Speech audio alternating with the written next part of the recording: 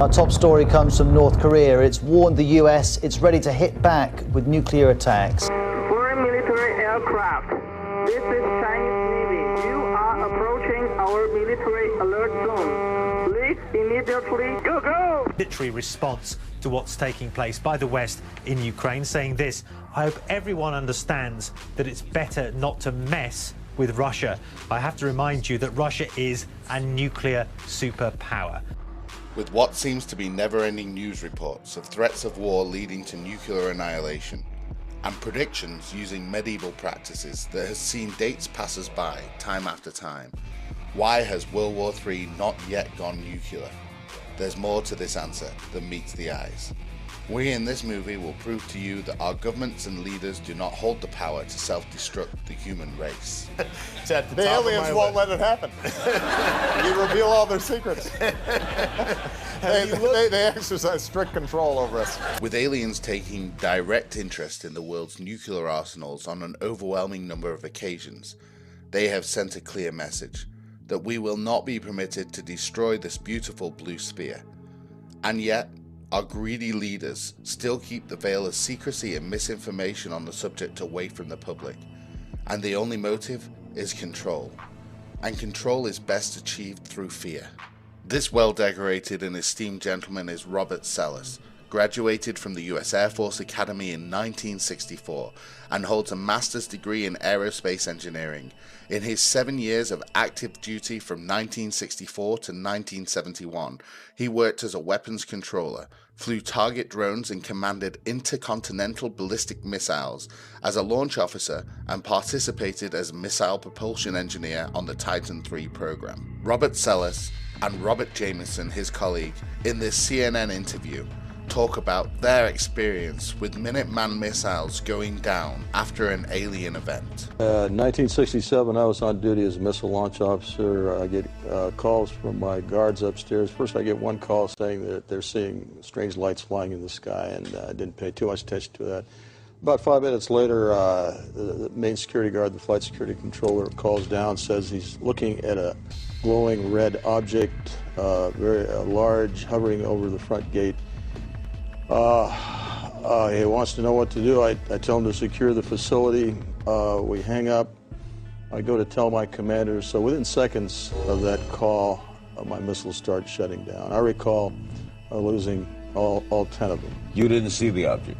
I didn't see the object because I was obliged to stay underground in the capsule. By shutting down, we mean what? By shutting down, what I mean is they were not launchable. They were in a no-go condition, disabled. How long to restart them?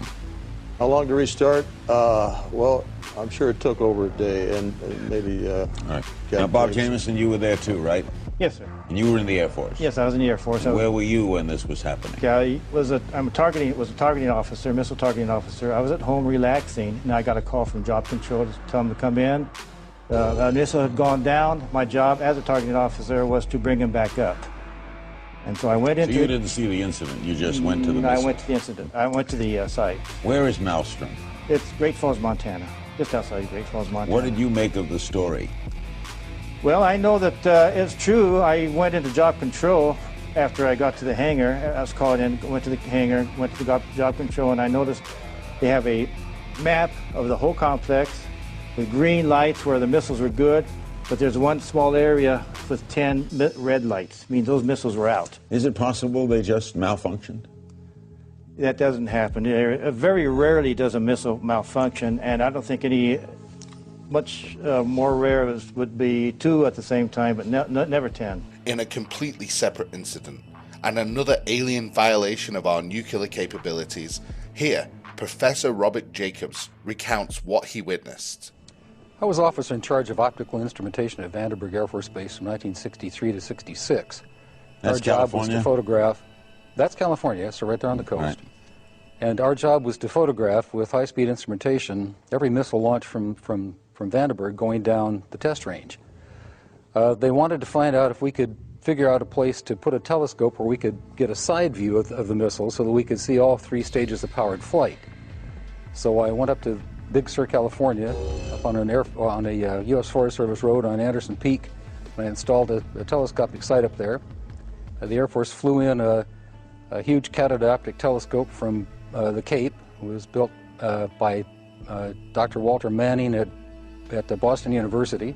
They put the telescope up there, and with that thing, which had a focal length of 2,500 inches, we photographed an Atlas missile raising up out of the fog cover and flying downrange. We got all 3 stages of powered flight, and as the dummy warhead and the package flew on down range, we were all celebrating the fact that we had seen the thing and accomplished the mission.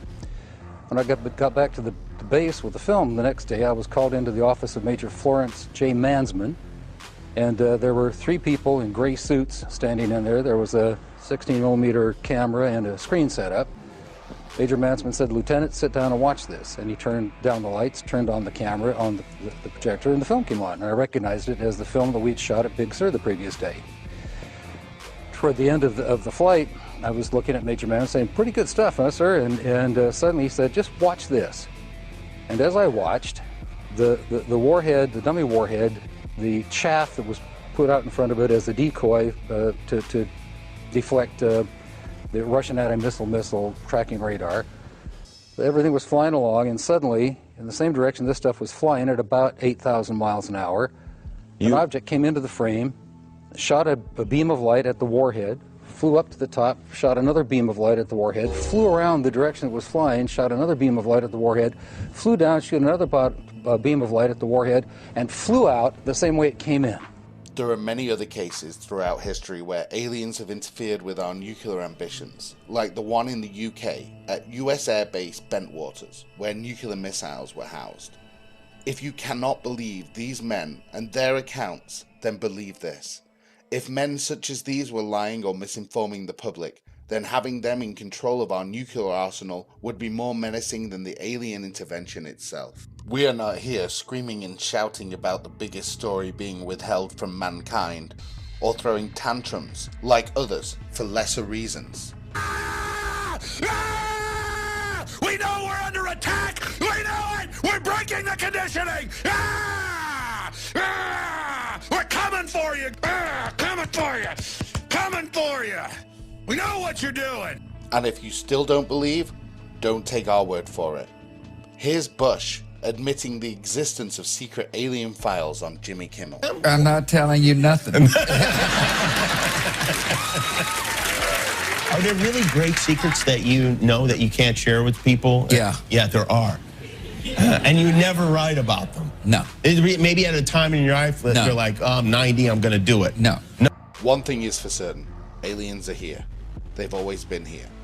We believe they will continue to stop our annihilation, and if you still cannot believe aliens exist, head over to our documentary, The 5%. The proof is undeniable. Here's a case study from our documentary here at Shed Show Talk, The 5%. Another compelling case study is Japan Airlines Flight 1628. On November 17, 1986, Captain Kenju Teriuchi was flying from Paris to an airport near Tokyo, Japan. They were on the Reykjavik to Anchorage section of the flight. At 5:11 p.m., the crew witnessed 2 unidentified flying objects to their left. These objects rose from below and closed in on the aircraft. Those 2 craft then departed, and a much larger disc-shaped object started trailing them. It was as if they had been scouted and hunted down. For the next 50 minutes, they were pursued by this unearthly craft through the Alaskan darkness. That forced the pilots to request a change of course from the air traffic control. The pilot stated they had to get away from that object. Captain Teriuchi said he could feel the heat from the intense glow of the object on his face. Here's a recording of the communication with air traffic control from that day. Deviate from Samoset, equilibrating 240. Spinner 1628 heavy. Deviation is approved as necessary for traffic. Quite the peak. Make a full makeup. Full makeup. Spinner 1628, sir, do you still have the traffic? Disappear, Spinner 1628, if I understand, you do not see the traffic any longer? I'm good. Almost immediately after this exchange, an urgent message comes in from Elmendorf Air Force Base. Yeah, this one is true. We have confirmed there is a flight size of 2 around here, 1550 squawk. 1 primary return only. Okay, where is he following him? It looks like he is, yes. Okay, stand by. Spinner 1628 heavy. Military radar advises they are picking up an intermittent primary target behind you. In trail, I say again. Do you have anybody to scramble up there, or do you want to do that? Oh, we're going to talk to your liaison officer about that. It's starting to concern with Japan Airlines, taking the 360 now, and still falling. Okay, we're calling military desk on this. With military radar confirming the alien craft, and a pilot with over 10,000 hours of flying experience, this makes JAL 1628 one of the best documented cases in UFO history. It's worth noting that Captain Teruyuchi was grounded by Japan Airlines for talking to the press, and was only reinstated as a pilot years later. With all the evidence and compelling information out in the public domain, it would be unimaginable that any denial would be in existence. Yet the very force that the people lock into power continues to subdue vital information on the very subject that could well unlock humanity's destiny. Until official disclosure happens, we will all be left in the dark to the secrets that can be unlocked by our alien visitors.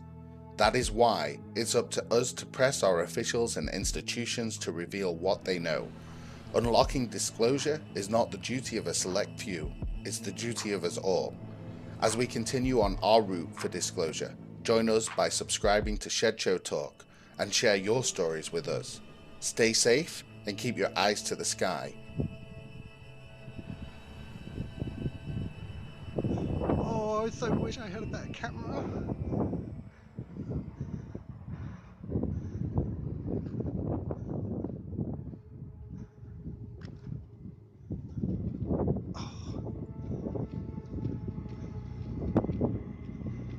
Oh, can you see this?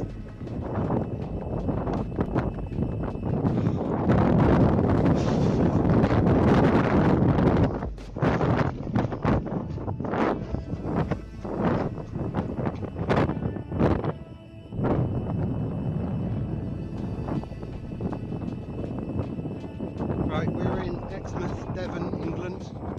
There is a triangle, 3 lights spinning around. It's very hard to see with the